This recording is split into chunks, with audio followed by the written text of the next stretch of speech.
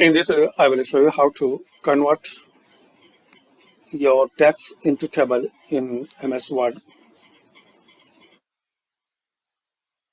So very simple and basic way, guys. Firstly, select your text, then click on Insert. Now here underneath table, click on this drop down.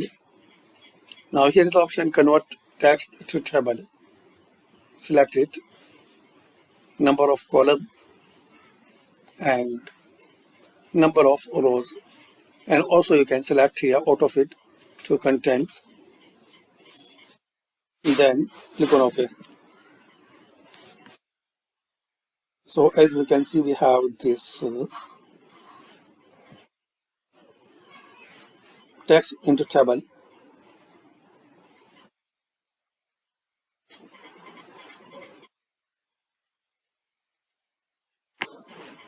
Very simple. Select it, insert table, and convert text to table. You can add more column, auto fit to content, and OK.